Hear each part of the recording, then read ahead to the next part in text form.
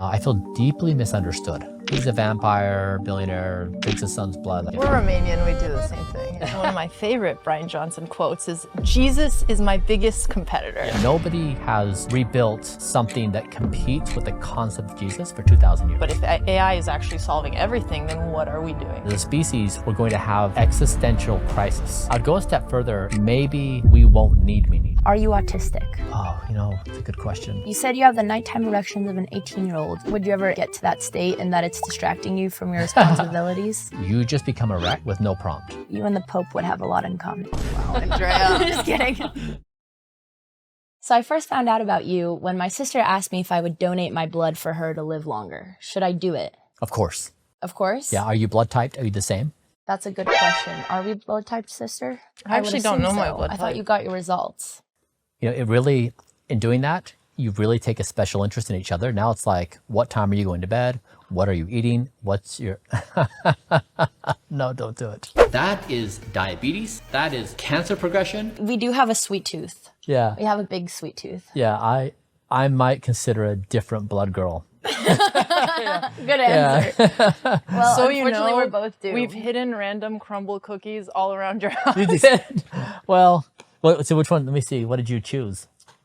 Yeah, this is chocolate chip. This is chocolate chip. How Honestly, it's not even that good. What does it taste like? You weren't satisfied. It's interesting that you didn't flinch as she brought the box into her hands. I really was expecting more of a reaction. Yeah. I was really trying to pay attention to the conversation. That was the least human interaction. She nonchalantly turned around, grabbed a box, and it wasn't until it went in her mouth that you noticed. I thought you'd be more like a vampire with garlic. Like if I took this out, I thought smelled you it might start hissing. Yeah. Okay, no, this bite wasn't that good. It tasted kind of waxy. When's the last time you had a cookie? A while. Wow. Don't worry, we'll burn them in your honor. Yeah. Okay. Now time for the real questions. So you mastered social media by doing extreme things to teach basic health principles. My favorite quote of yours is that nighttime erections are the best biometric.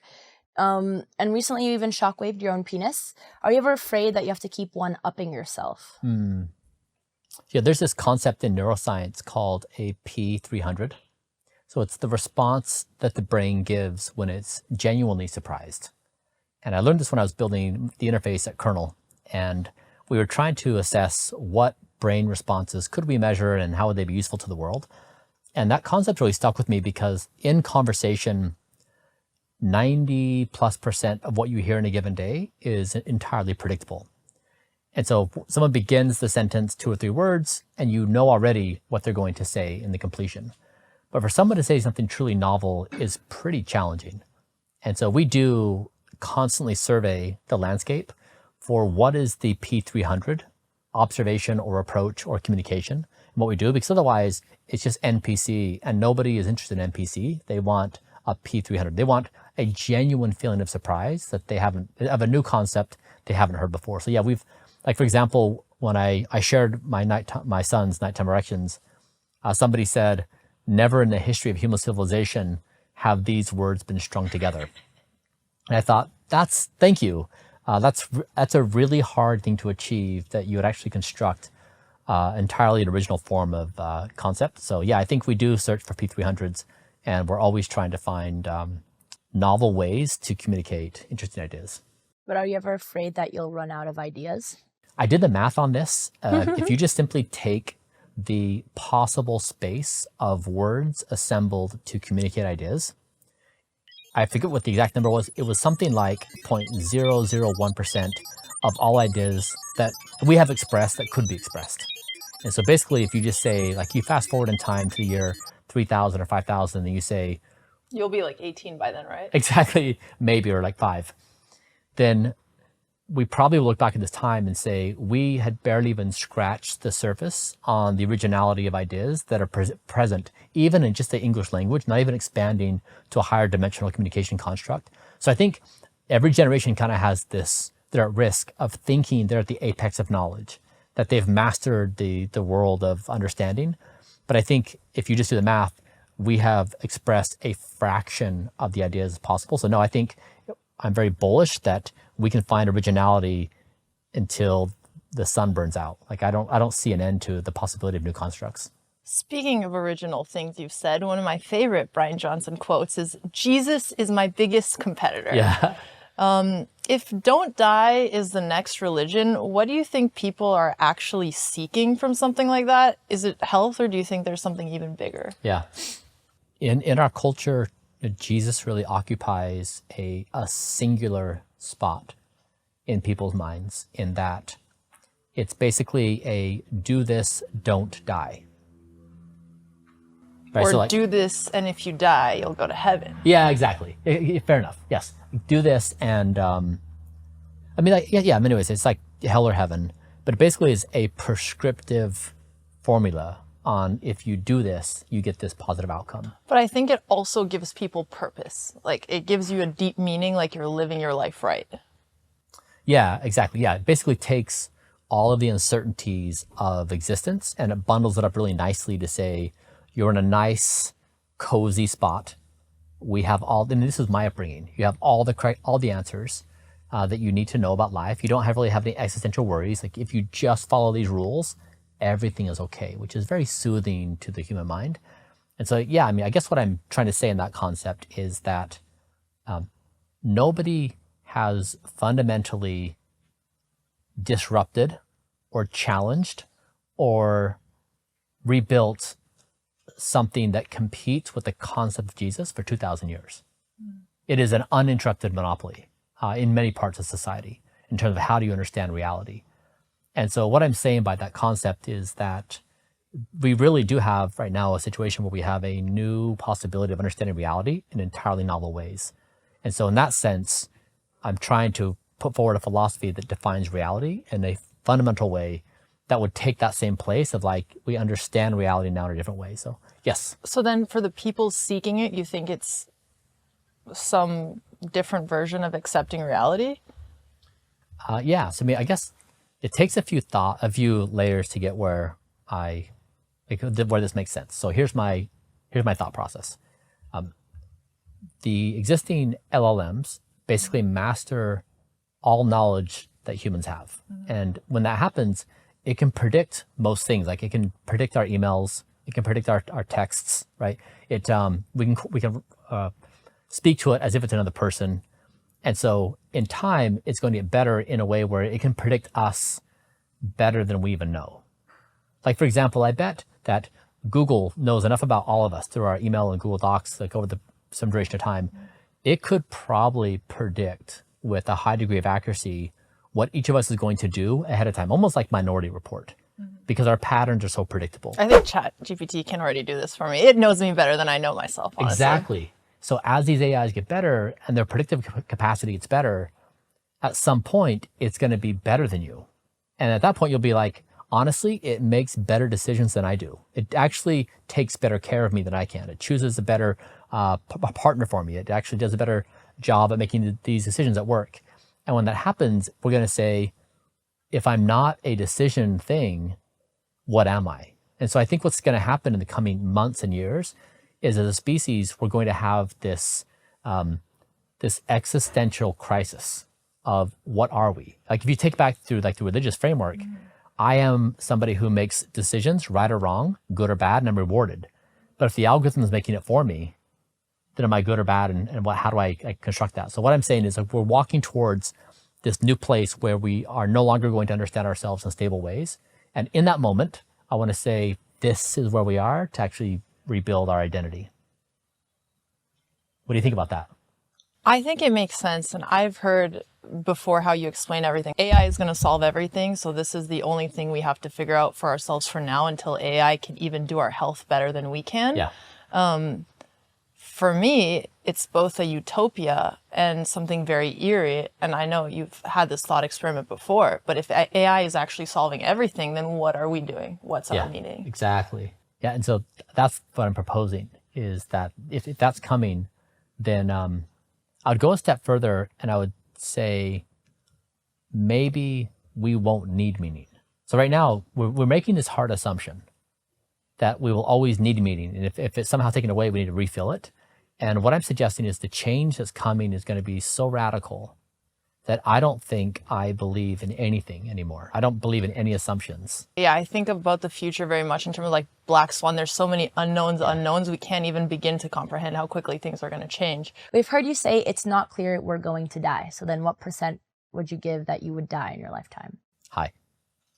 Give us a number for the poker player. Oh, yes, please. She wants numbers. Yeah. Solely based upon irony as the inevitable force of society, of the universe, that I would die a humorous death is probably like 100%. What do you think happens after you die? I think one of two things could happen. One is I'm a footnote in history that there was this guy who did this interesting thing and it ended really funny. And like, it's just like a good antidote that people like, I'm going to tell you a funny story today to open up my talk. Or it could be that some future intelligence says, he got it. Like he actually got it right. I think So what about your soul? Do you believe humans have a soul? Do you think anything happens with your consciousness after? I would bet no. But I have no knowledge of And that's why the new religion is don't die. Yeah. So I have no knowledge of an afterlife and no one does. This is again like where the value I try to provide in conversations is that we as a species, we're the apex of knowing. We are very intelligent and therefore we have answers to everything. And what I try to provide in contrast is that I don't know and we don't know. And to try to provide the boundaries. So when we say like, do I have water in this glass? There are certain ways I can assess if I have water in this glass. If I talk about an afterlife, I have to employ a different set of frameworks. But then in social conversation, we just skip in between speculation and social cohesion and something you can actually do using science. And so I'm just trying to distinguish between what can you know using scientific methods and where are we off into speculation land. But we just blur those things. So I guess, no one knows what happens after death. And I really want to take the procrastination path. Fair. Since you left the Mormon church, did you find any new sense of spirituality or religion? Really in my body, yeah. So I like the idea of body as God. And so, because right now our minds just push our bodies around. So if I say, I feel like a crumble cookie, then... I'm sorry. I felt like I sinned bringing them into your house, That's honestly. what we're here for. Are you going to confess? I am confessing right now. Yeah. There's 2 more boxes in your house. That's all I'm going to tell We you. will need to throw it away or we will devour them because we have no self-control when it comes to sugar. We have a really bad sweet tooth, so we keep no sugar in the house. Yeah, do you guys go together to get the sugar? No, we like have a rule of not getting it in the house. And if somebody brings it in the house, I say, hide it from me, but I'm like a truffle pig and I sniff those out. You again? It's like I'm not proud of it. one bone in our body of self-control that we just haven't been able to turn off no matter how hard we try. Yeah, but you do want to turn it off. Yes. We do. Tried a lot of things. Yeah. I had to cut weight for a boxing fight, and even then I would have to find hacks. And yeah, I do a lot, like I follow a lot of your routine, and I track a lot of metrics. Just the one thing I can't break is the sweet tooth. But do you have any advice for breaking sweet tooth? I mean, so tell me the scope of the problem. Oh God.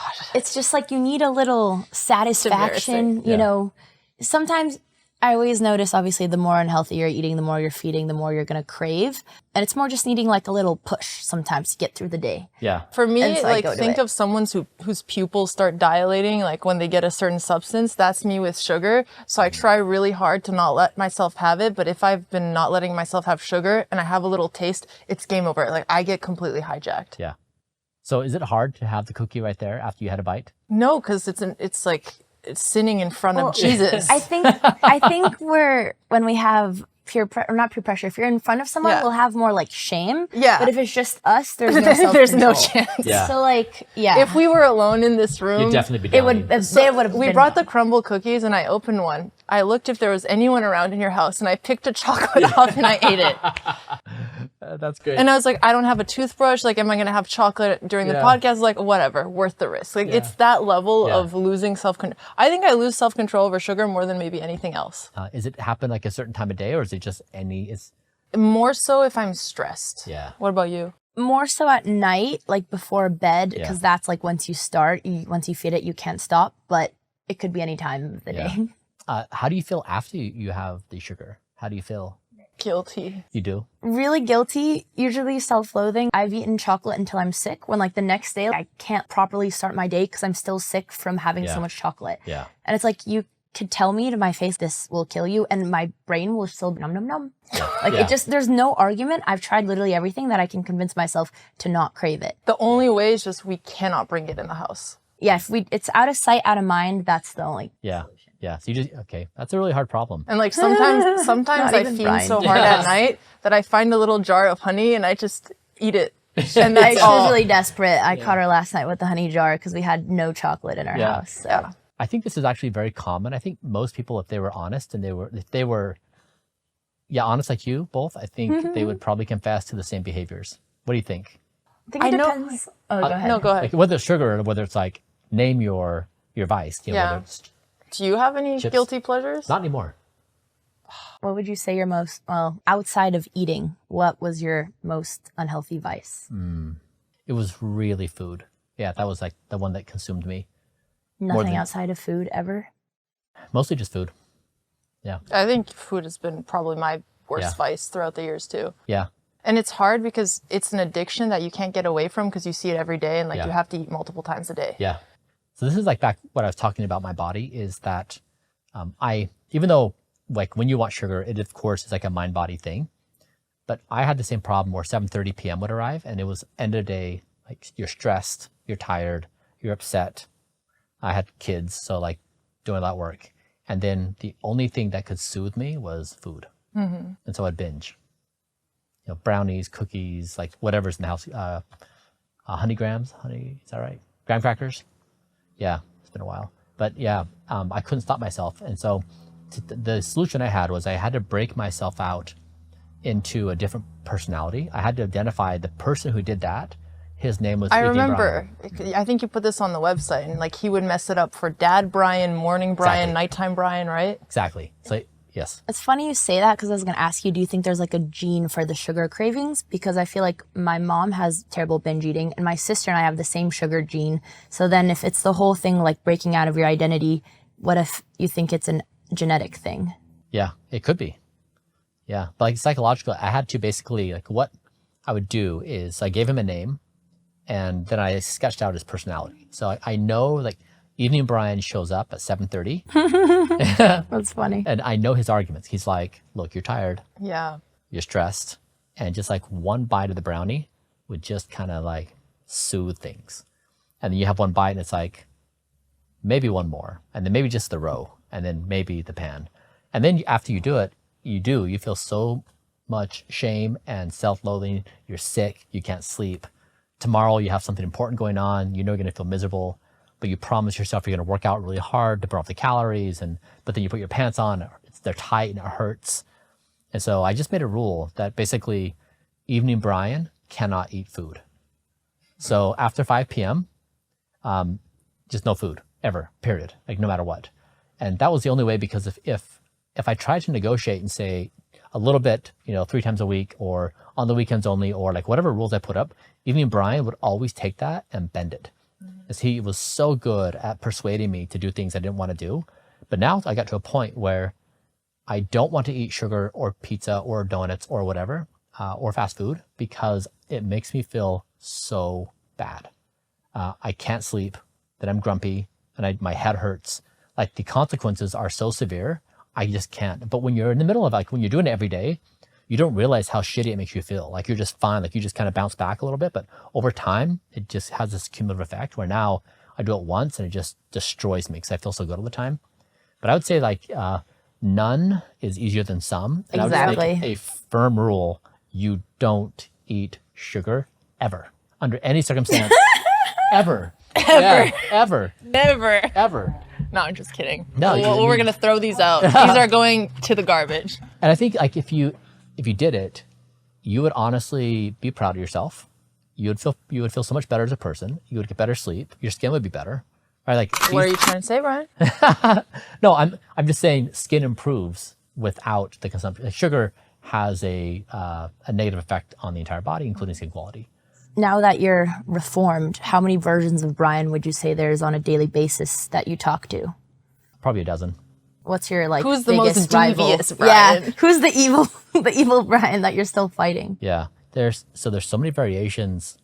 Like in the evening when I'm doing my wind down routine, the first Bryan to always show up is ambitious Bryan.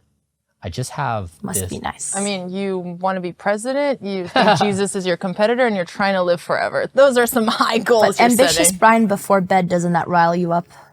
well, so I have to talk to him because he's always showing up and he's trying to assess. So what he's trying to do is do like the E equals MC squared calculation at any given moment. He's trying to say, I'm going to survey the entire universe and I'm going to try to put my finger on the one thing you can do in existence that has the highest leverage impact on the future of intelligent existence. And the other Bryans are like, honestly, chill out, Bryan. Like, chill the fuck out. We're having a good time. Like, read a book. It's okay to not be ambitious. And he's like, but no, like, guys, we have to sort this thing out.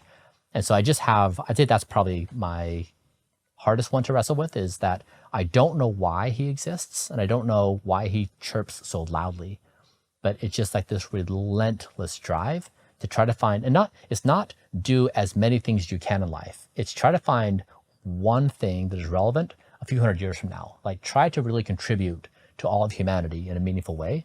That's his drive. And I'd say he's probably the loudest voice in my mind. Would you say that you get bursts of creativity at night, since that's when your most ambitious state comes in the evening? My sleep. So when I get good sleep, it is by far my most creative time. My best ideas come in sleep. While you sleep? Sorry. So in your dreams, or can you explain this? Yeah. Do you have Do a you dream write journal? down your dreams? I do first thing in the morning. Yeah. Ooh. Do you remember the last one? Yeah, every single, like if you talk to the people I work with,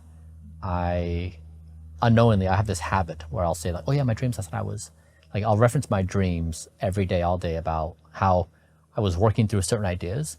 And actually I got this idea from Ray Kurzweil, where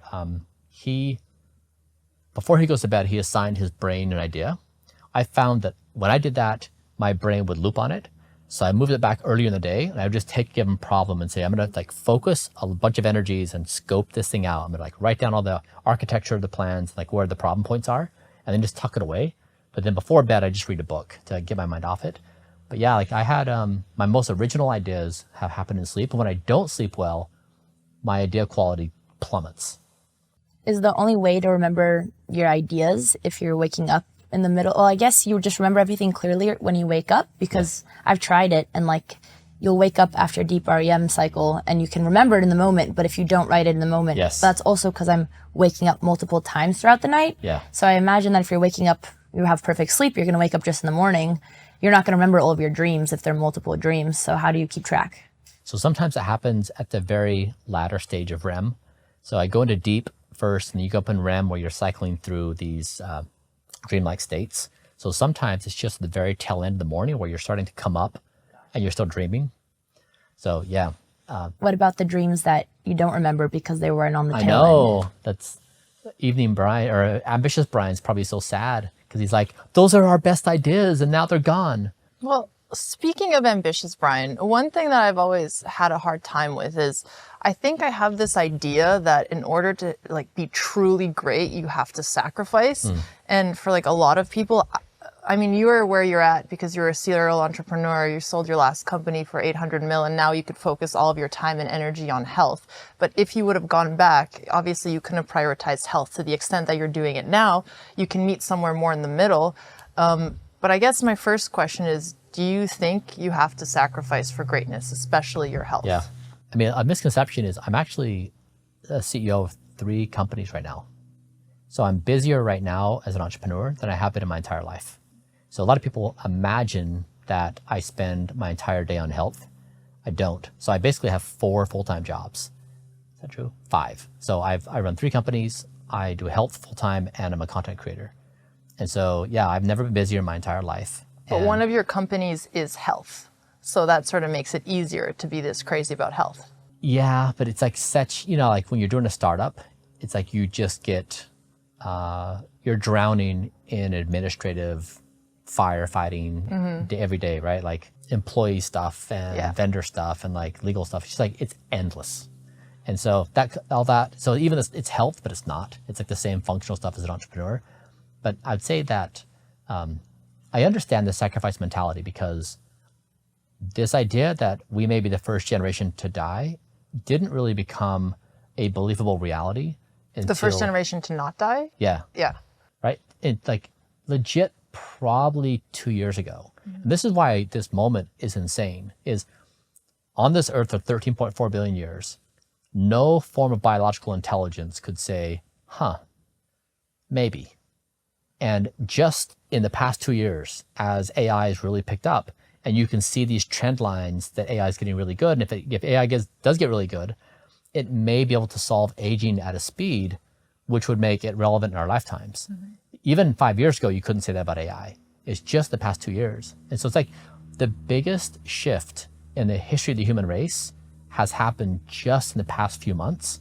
It's insane, like absolutely insane that it's happening. And if you just look at the patterns, you'd be like, honestly, so I think before the past few months, people would be like, if I'm going to die anyways, fuck. Yeah. Why not? Like, I'm going to go for immortality through entrepreneurship awesomeness or what I choose your path. So I totally get why it's so entrenched in people's minds. If you're going to die, play your YOLO game. I get it. And when you say we might not die, have you seen Pantheon, by the way? I haven't. Okay, so Pantheon is the show, and in the concept, people's consciousness is uploaded. Yeah. And then they can live forever in the digital realm, but for them to be able to do that, they have to die in real life. Yeah. So one version of them dies, but their clone lives on forever. When you imagine immortality, do you think like we can biologically keep living in our body, or do you see it more like your consciousness will live on after you're gone? Yeah. I'm expecting that all the models we have are probably going to be incorrect.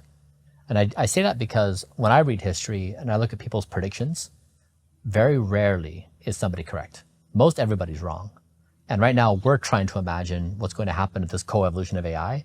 I don't think we have any special place in accuracy of modeling out the future.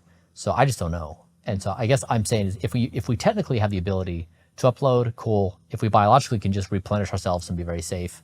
But I'm open to all possibilities. But practically, I don't know what it means. I would just say theoretically and spiritually, it makes sense that one could aspire towards that. Are you guys going to do something about the sugar? I've been trying, Bryan. I've been getting better. I have been getting better. It's just, again, it's just not happening. Maybe for in the brainwashed, house. I think that's the only way. Should we be accountability partners? Yes. That would be awesome. Really? I would love that. That would actually help. That'd be great. Do you guys really want to do it? Is there like a group chat? But like, I guess I would be honest with the group Yes, chat. I've made progress towards it, but like I still need some help. Actually, what I've noticed is like when I'm home and I get in a routine, I've been really good at cutting out sugar. But then when we travel and we're not in charge, like we just got back from Europe a day ago. Yeah. And in Europe, my sweet tooth just like took control. Everywhere you go, there's cafes with all the croissants and beautiful. We were in Paris, you know? Every third shop has decadent things to eat. No, it was. But no, if I could actually cut out sugar and I thought I could do it, I would definitely do it because it would make my life so much better. Yeah. Okay. How about that? Yeah. Oh, I was gonna say, the only way I cannot have it is when I'm on my ADHD meds. Yeah. And I've been trying to get off of them, and it sucks that I just feel like my natural state of living is always craving. And it's interesting being able to feel when you're not always thinking about food and when relying on it, but I don't obviously want to be reliant on my ADHD meds. Yeah. So I'd be curious if you've ever looked into any studies about that, but not specifically ADHD meds. Yeah, I haven't, but interesting. But yeah, that's an entanglement that's uncomfortable. Yeah. Okay, how about this? Let's form a chat group, and let's make a rule. No cookies after 7. I was just no cookies we're gonna after tattletale 7 on each other. That's what I was gonna say. It'll be funny.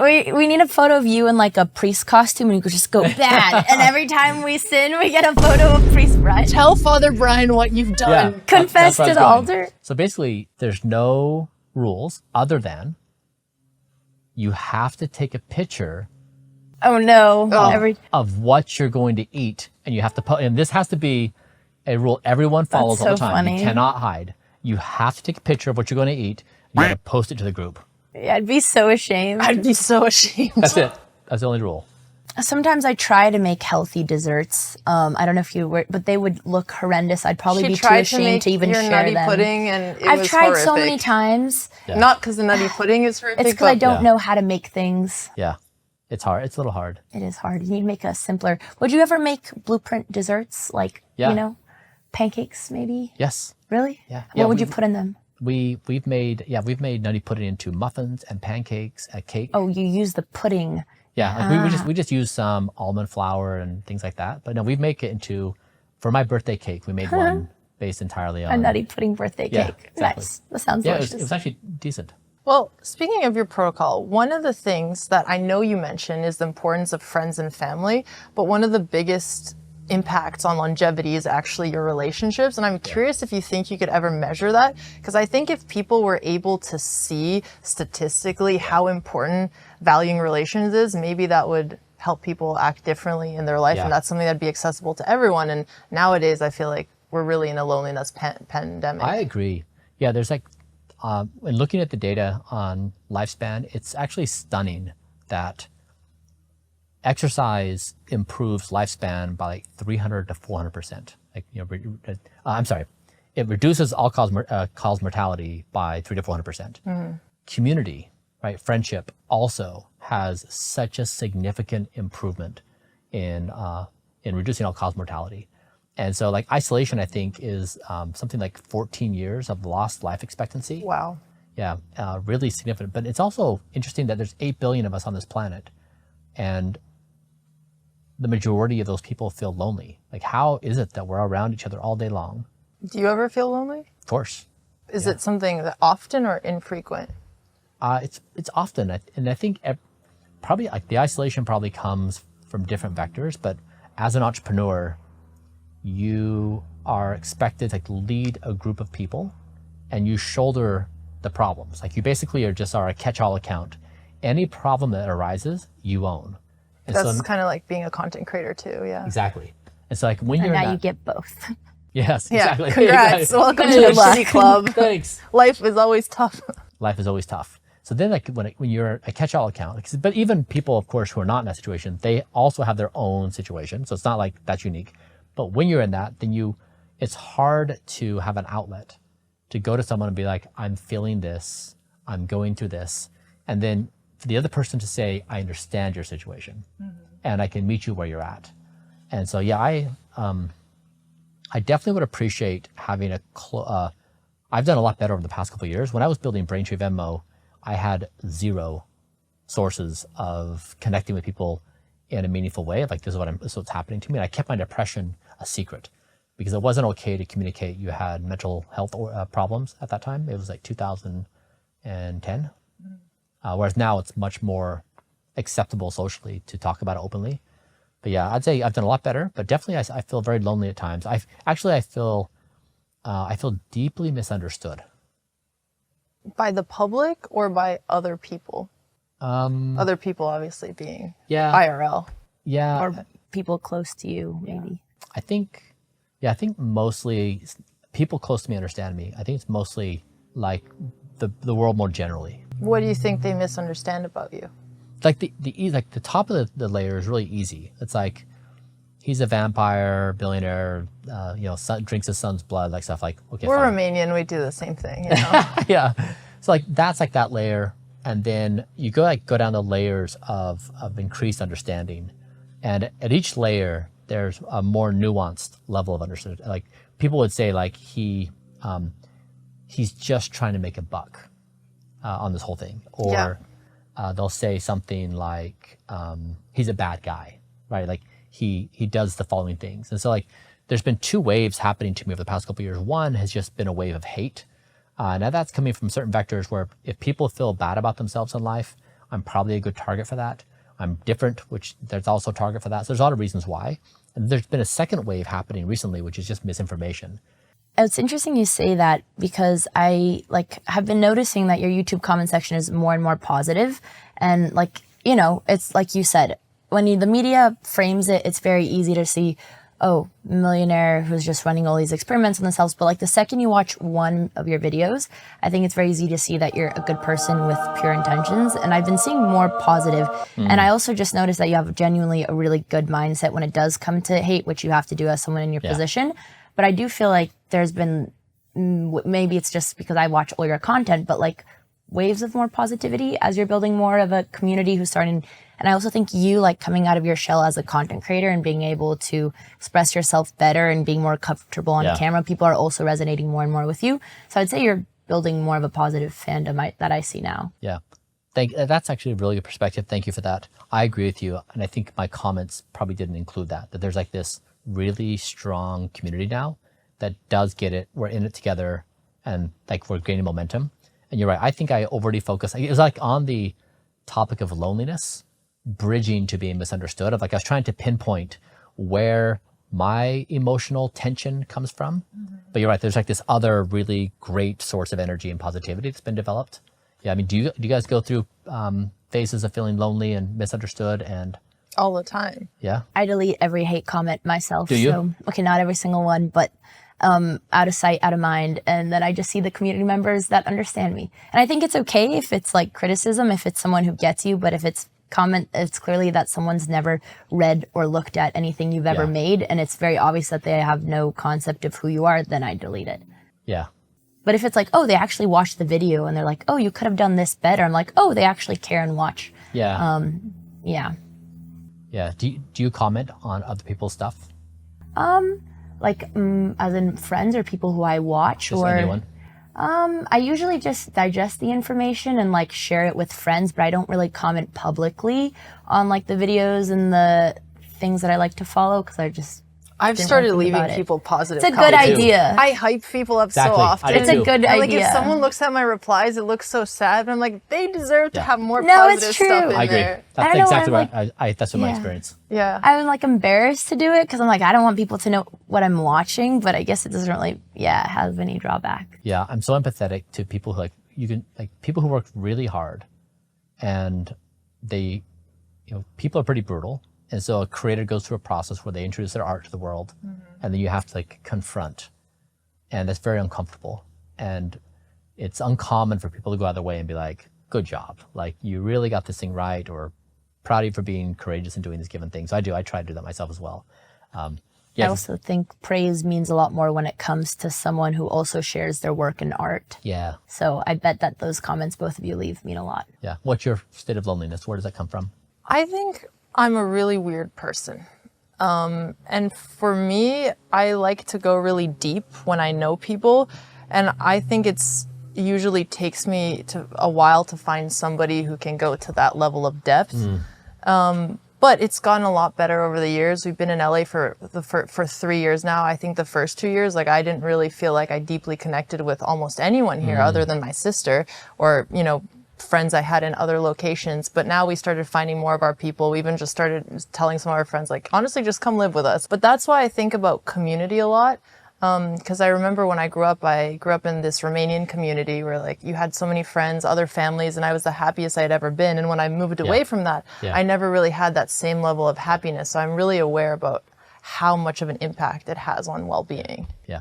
Same life experience for me. Do you feel like With you the have Mormon a church community or in LA now? Yeah, like growing up in Utah, like we knew each other so well. We would just walk up and down the street. You could walk into someone's house. That's how it was where I grew up too. Everyone. And it was so nice. And people would walk into my house. My mom would be in the kitchen, be like, "Hi," go downstairs, get me, and we'd go back out. It was just such a fluid environment. That's why my sister and I want to build a commune. We've been telling all of our friends, like, we want to find some place which is a neighborhood and everybody lives close together. Yeah. Because, like, as you get busy, you get families, you get all these things, everyone's traveling, and proximity is really one of the biggest indicators if you can stay close to people. Yeah. In fact, last week I was talking to a friend. I wanted to start doing something here at the house every week, like, Sunday at 10. We get together. We just... That would be We a We nice would love to community. join the cult. Yeah, we got a DJ, and, like, we just... Yeah. Andrea can DJ. I did want to ask you if I could DJ your 7 a.m. raves. Oh, yes. Because I do DJ. Do you really? Yeah, I tour She's in really Berlin good. And I would love that. do you like techno music? I do. Okay, cool. We've seen your dance We've moves. seen your They're dance moves. Very impressive. I love dance. Nothing makes me happier. Yeah, that's one of the things that really makes us happy too. What's your chess elo? Do you have one? Oh, no. Like, I've played casually, but I've never played seriously. Do you play any games for fun? I really haven't. I guess when I have free time, I read books. Yeah, now we're kind of getting into the rapid fire, so we're going to ask you some friendly, casual questions, and you can always say skip. Say no Okay. if you're not comfortable. All right. Question number 1, are you autistic? Oh, it's a good question. I don't know. Have you ever tried taking a test? I haven't. Okay. Is that it? Well, you do say you like to track everything, so... Andrea, rapid Sorry, fire. rapid But fire. I probably should. Yeah. Oh no, I'm just we have this debate amongst ourselves. That's why I wanted to ask you. What's your assessment? Am I autistic? Yes. I think it was an interview where you said that you were a kid and you assessed the different social groups to figure out how to make friends with everyone. I made a map of the social structure of the entire school, of what people were in what groups and then where they're at within that group. So were they the alpha in the group, and then you had the second tiers and third tiers. And then I systematically went about and I became friends with everyone in the entire school. Which is actually what I admire about you is in your content, because I'm like, he gets along with the Logan Pauls, the Steve Aokis, while he is a tech founder from a very different world. So I think you still that kid. I think you mask the autism because like you're smart enough to learn all of the social traits, but I think the fact that you think about the social situations kind of is an indicator of that. But also I was thinking about it when you were explaining the math question about how like you're never going to run out of ideas. The equation, that was proof number 2. Yeah. Okay, question number 2. Are you single and are you looking for love? Yes, I'm single and I'm looking for love. What's the largest philosophy you live by that isn't don't die? I would say zeroth principle thinking. Like first principle thinking? Yeah, so first principles thinking is known knowns. Zeroth principle thinking is unknown unknowns. So Einstein's special theory of relativity is an unknown unknown from Newtonian physics. I'm obsessed about what we don't know. Would you consider running for president? If yes, when? Yes, immediately. So the next... I mean, I don't think that's real. I mean, I guess like I'm trying to build the world's most influential ideology. And I think that may not be consistent with running for president of a country, because I think it needs to be something that all countries do. And if you were a president of a country, you'd just be swallowed by the administrative task of being that president and wouldn't be able to build a larger framework. So I think I'm trying to build for the species versus one nation state. What's your biggest fear? I know it sounds weird. I don't have a fear response. I guess because I think this is true. Everything is always okay. Always. Like, when has something not been okay? Have you tried like skydiving? I haven't. Have you tried it? No, because I'm scared of it. Yeah, but if you did it, like, so I guess like, okay. Losing a loved one. It's okay, right? Like, you don't want it to happen and you're very sad. You're very stoic. But like at some point in time, you're like I'm okay. Like, I can get through this, right? We all lose people in our lives. It's like everything is always eventually okay. Always. And so I'm okay. Like in death, whatever happens, I'll probably be okay. Whether I know I'm dead or not, it's probably okay. So like, given that, I just don't really fear anything. It's always okay. You said you have the nighttime erections of an 18-year-old. Can you ever have too many erections?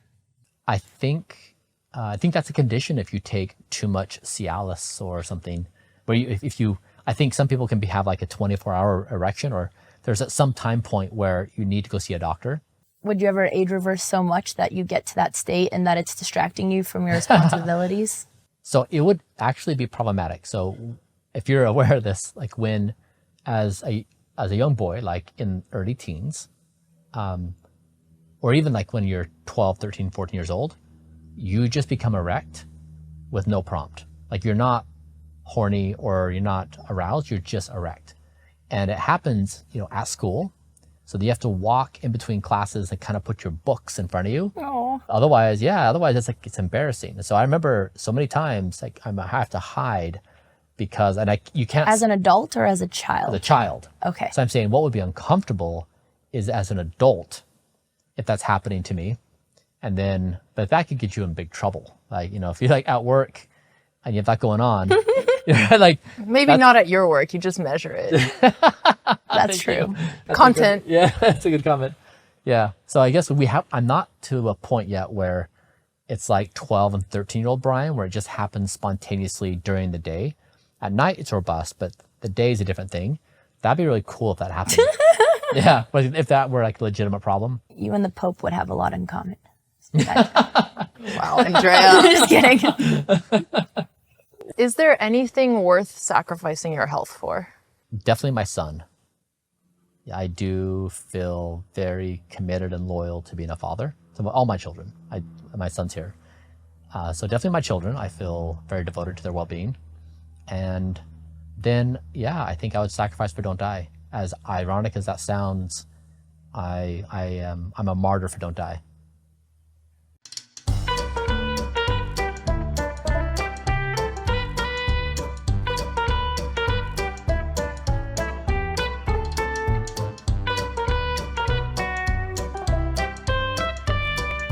If you guys enjoyed this episode, we are launching our Patreon. We're going to be doing a lot more personal sibling episodes and extra BTS that can't be put on YouTube on the Patreon. If you want to hear more of us, or if you want to just support the podcast, click the link below, and thank you guys for watching. And here's a quick preview. Alex and I always ask ourselves, as a rhetorical question, are we getting more autistic? Do you think I'm awkward? I don't want to say derpy. What's the word? Not nerdy, but like, you know? Yeah, no, I mean, I may not have been cool in high school, but when it came to the chess players, I was pretty cool over there. Yeah, we're not the same age. We're close enough. The only cure to getting rejected is getting more hot.